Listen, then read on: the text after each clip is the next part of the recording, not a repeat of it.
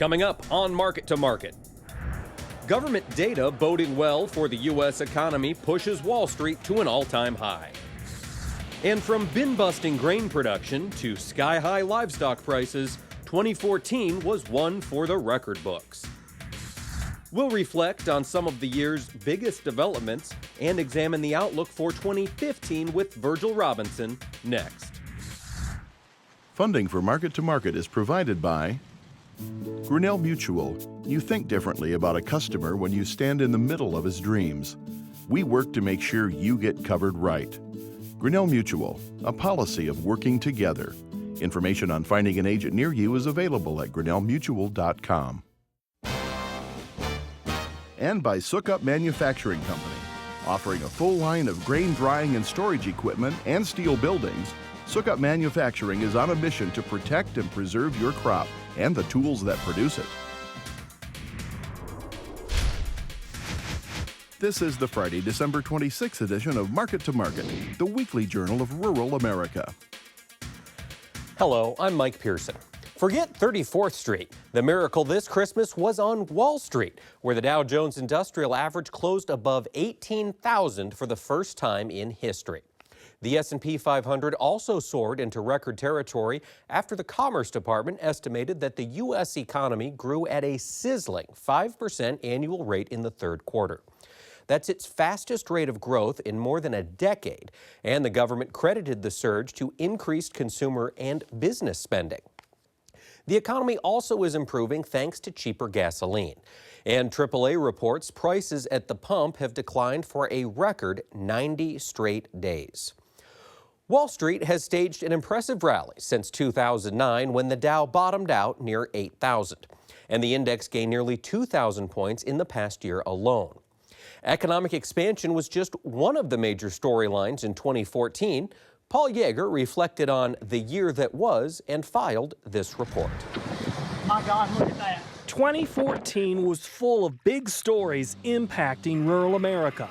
Politics, protests, and policymaking played out across the country, including discussions aimed at cutting the amount of ethanol in renewable fuel mandates. This proposal is backtracking on the accomplishments made in the past 10 years.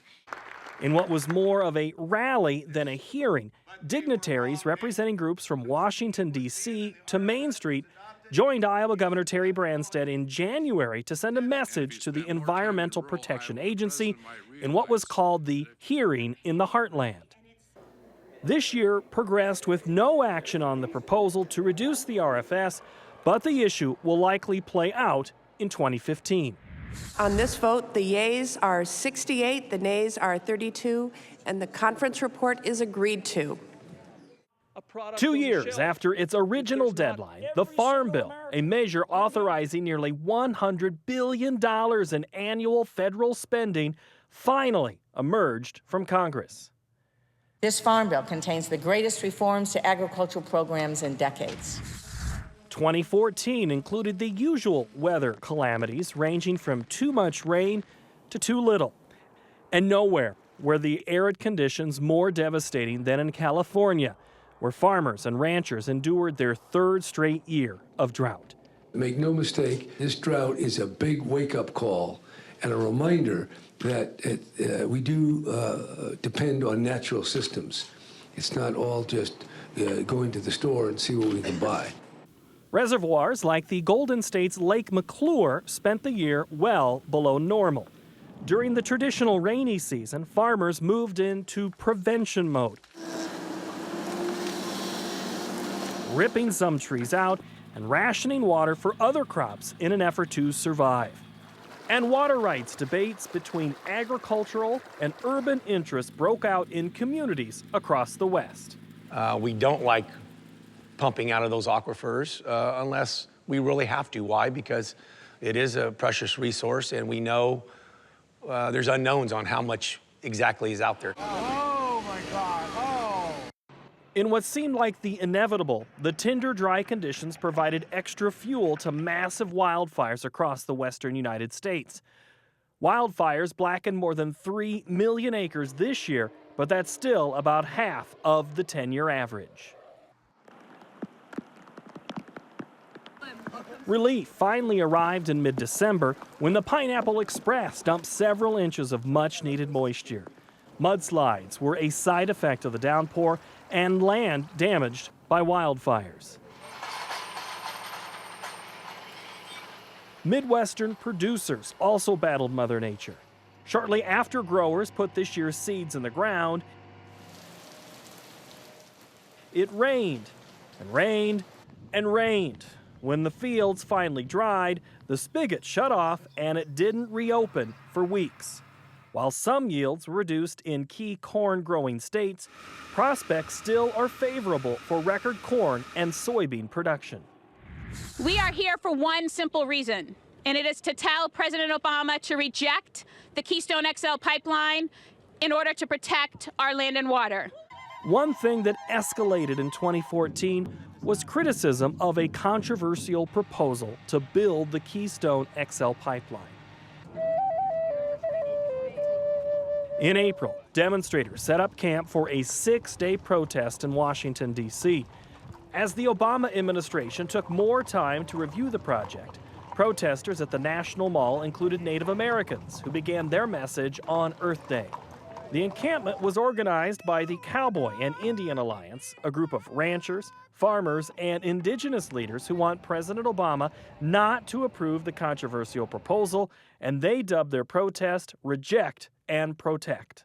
I think this is a national security issue of the highest order, and I'm trying to lend my voice to try to convince as many people as I can that we ought to be paying attention to energy issues writ large. Whiskey River, take my mind. The issue picked up steam in the fall as more than 7,000 concert goers descended on the small town of Neely, Nebraska, to hear music legends Willie Nelson and Neil Young. The entertainers spoke in support of Bold, Nebraska, a patchwork of Cornhusker farmers, urban environmentalists, and Native Americans who circled the wagons to keep the $7 billion pipeline project in legal limbo. We have been trying to figure out what to do about the farmers and their situation for 29 years. And for 29 years, the corporations have continued to take the land away from the small family farmers. And we are going to make them squeal. In November, Americans voted for change in the midterm elections. Republicans were the beneficiaries as the GOP took control of the U.S. Senate and increased their majority in the House.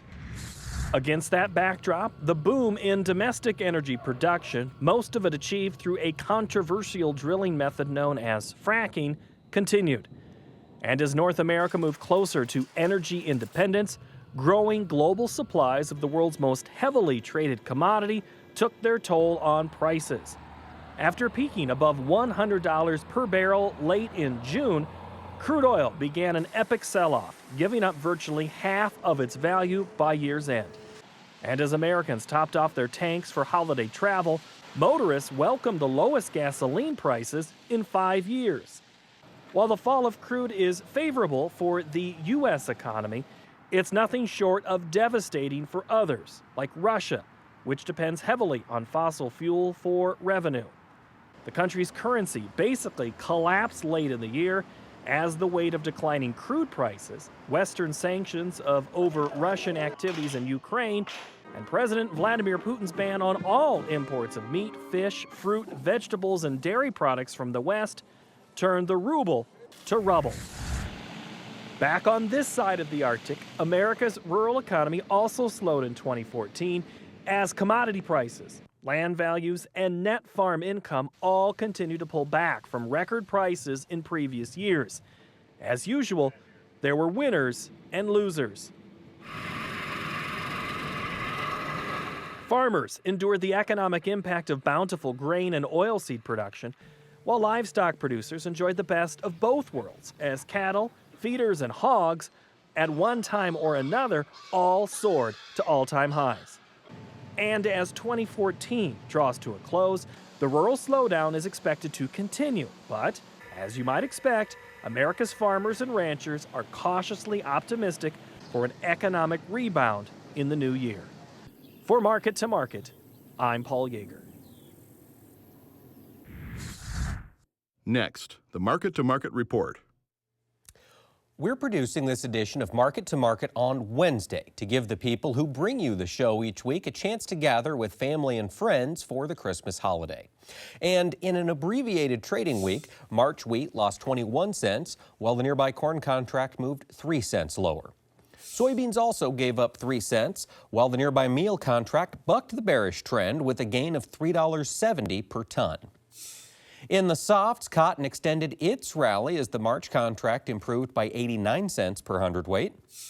Over in the dairy parlor, January Class 3 milk lost 54 cents, while the deferred contract declined by 61 cents. Livestock prices were mixed this week as the February cattle contract gained 47 cents. Nearby feeders were off more than $5, and the February lean hog contract gave up 60 cents. In the currency market, the euro lost 4 basis points against a U.S. dollar that soared to an 8-year high this week. Crude oil hovered near $56 and settled Wednesday with a loss of $1.29. COMEX gold declined by $22.50 per ounce, and the Goldman Sachs Commodity Index lost more than 10 points to settle at 430.70. Here now to lend us his insight on these and other trends is one of our regular market analysts, Virgil Robinson. Virgil, welcome back. Thank you, Mike. Happy holidays. And a happy holidays to you too, Thank sir. You. As we look at this week, for a lot of wheat producers, it might not be so festive as we saw that tremendous run-up last week, only to have it dashed coming into this week. Last week, the chatter was it was Russia driving the market. Has something changed? Has the Russian situation been sorted? Well, I think that was the catalyst to higher prices, Mike, and much to the credit of at least soft red wheat producers, the $6 cash mark was equaled and eclipsed in areas, and lo and behold, pretty significant movement of cash wheat to the pipe. So they are paying attention, and I think that's precisely the right way to behave in that market as well as the other two varieties as well. So again, kudos to those who are paying attention, and I think they are, as the market rallied based on the situation in the Soviet Union, which is unresolved, bottom line, with a whole lot of information lacking. They are, in fact, moving wheat on these rallies, and I think that's precisely the right behavior. Now, as we look to the future for producers who maybe weren't paying close attention this last week, with this ongoing situation in Russia and the trouble they're seeing with the ruble and threats they might not get shipments made to some of their customers, is it possible that we could see just an oscillation as we climb, producers sell, and fall back? Is that what we might be in this wheat market? Well, that's possible, but please understand there are other exporters in the world that are long wheat inventories. So I don't sense that the situation in the Soviet Union is a significant game changer. I think it's been the basis by which the market has reacted from significantly lower prices. And as mentioned, producers, and I think not only here in the U.S., but worldwide-wise, have in fact rewarded the strength in the market with new cash sales. And I think moving forward, Mike, that's the correct attitude. All right. Now, as we look at American wheat production, with the winter wheat in the ground, has there been much weather this winter to spike that market one way or the other? You know, it went into dormancy under generally okay conditions. So clearly, any significant spell of unusually cold, bitterly cold weather would have an effect, Mike. And I'm not very good at forecasting weather 30 to 60 days forward. But certainly those are possible. It's rare when there isn't a weather scare or two through the growing season, the hard red winter wheat growing season. But again, at this point, I think I would use those scares and price increases to move through existing inventory and at very least provide minimum price protection on new crop production. All right. Be prepared and sell when you can, not when you have to. I think that's the right attitude, and as mentioned, I applaud wheat producers here in the U.S. and globally. They're paying attention and they're doing a good job to this point in time. Now, as we take a look at wheat producers and just generally the transport situation in North Dakota, Minnesota, up in that northern parts, have rail issues been cleaned up in that neck of the woods? I don't know they've been totally resolved, but certainly they've been addressed and logistics have improved. Okay.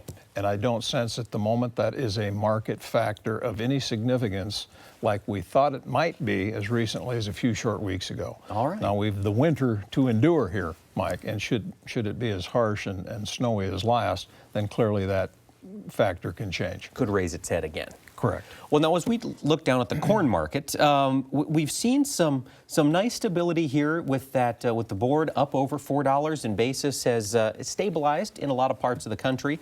As we sit here today, heading into 2015, ethanol demand has remained very, very strong.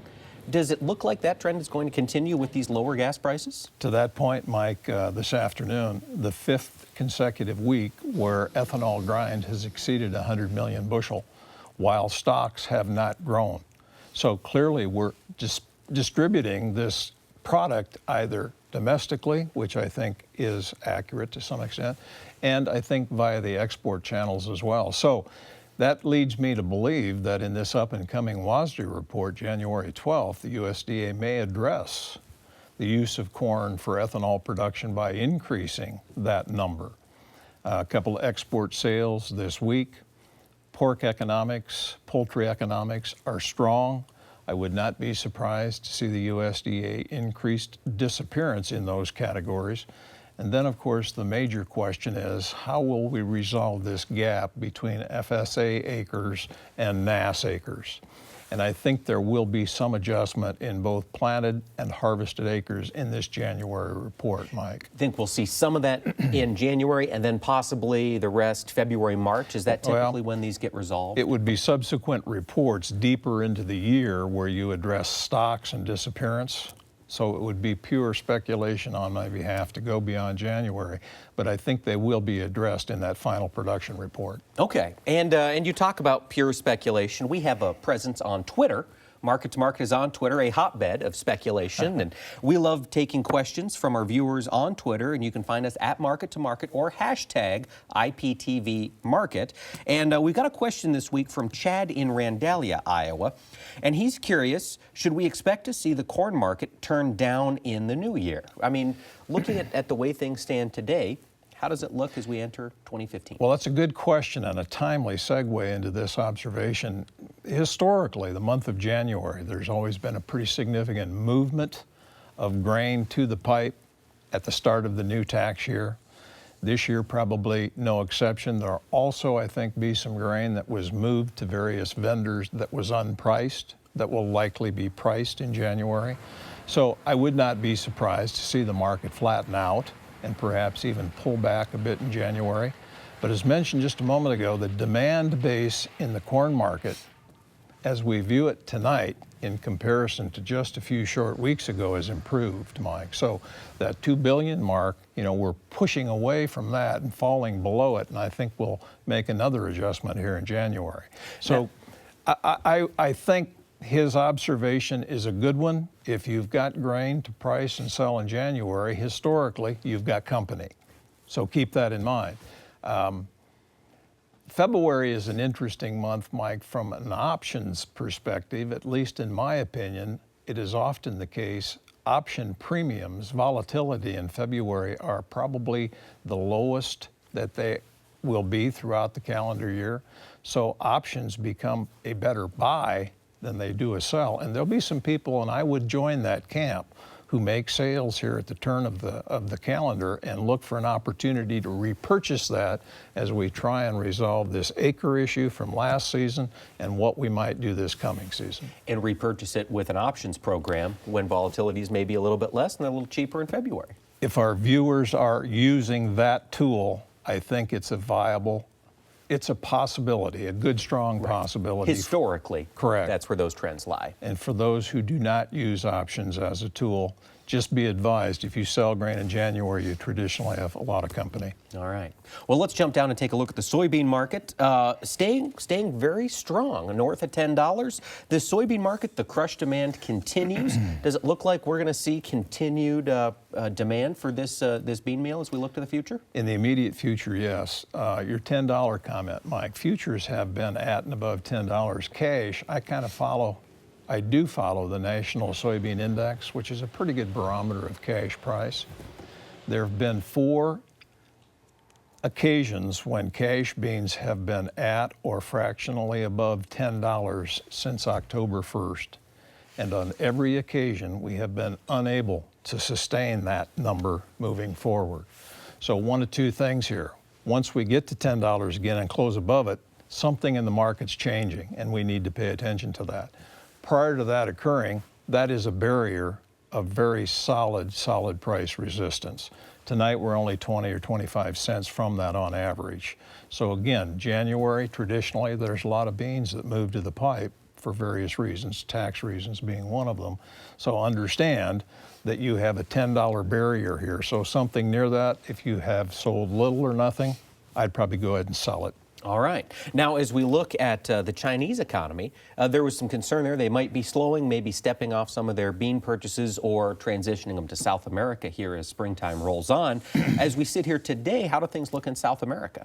Well, I think the prospect is good. Selandia looks like they'll produce, if all goes according to plan, the biggest crop of soybeans combined. That's Brazil, Paraguay, Bolivia, and Argentina that they've ever produced. So the argument remains in place that in the spring of 2015, you could conceivably have the largest supply of beans ever in the Western Hemisphere. Okay, so that clearly defines a risk, Mike, moving forward, both as it pertains to old crop prices and clearly new crop prices as well. Be prepared. Well, you've got to at least acknowledge that. You know, if you choose not to recognize that, that's fine. You take your chances then moving forward. All right. Well, now let's jump down and take a look at the livestock markets. They have been, as we touched on in Paul's story there, really the fire in the market all year long. Seems to have stabilized. As you take a look at this fat cattle situation for demand in the U.S., does it seem to be staying strong at these prices? I think it is, Mike. This will be one of few years where we import more beef than we export. Okay, so we need to understand that, and clearly there's a correlation between that and the strong dollar. The other thing I think we need to discuss briefly is, from a reliable source, those cattle that are being placed on feed at present, and I'm assuming that's a 600 to 700 pound yearling calf, steer calf. The break even with lower protein prices, Mike, is about $175 a hundred. So those cattle would be coming off feed in June of 2015.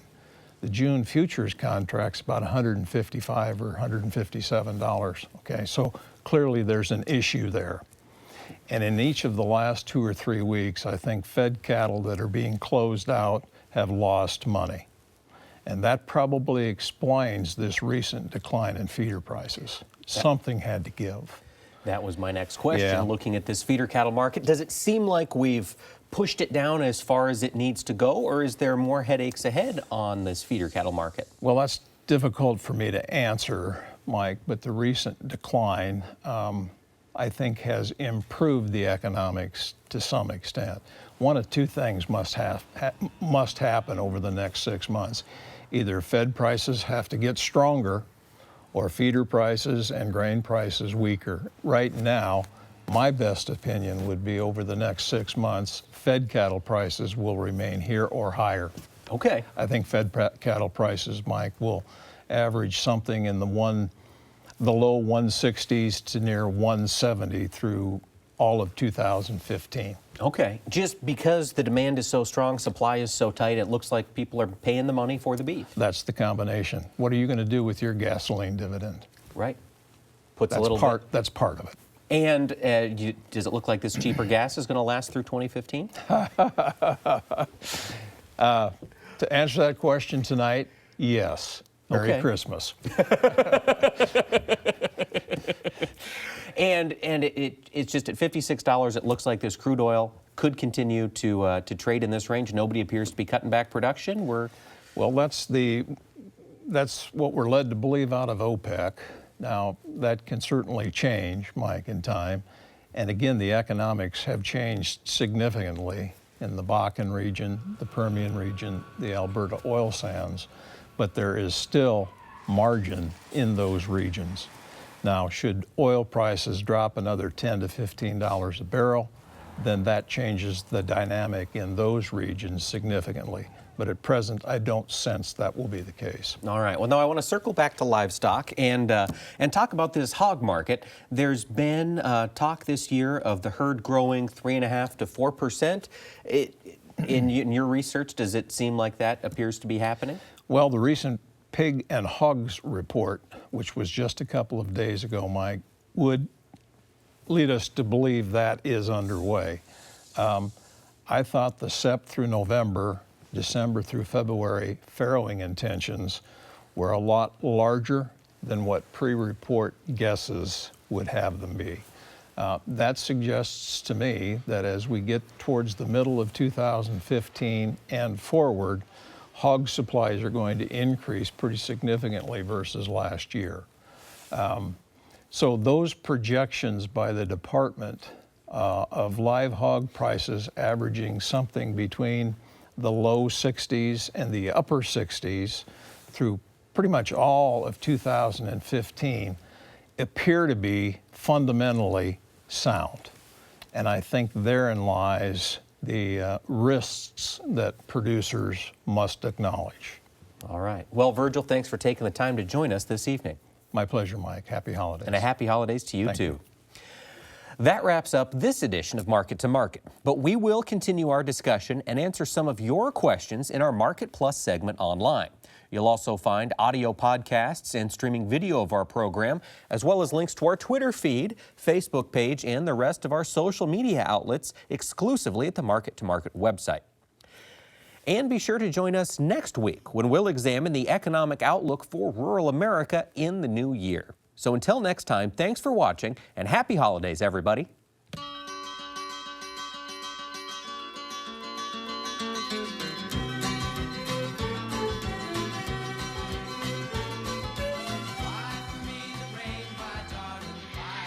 Market to Market is a production of Iowa Public Television, which is solely responsible for its content.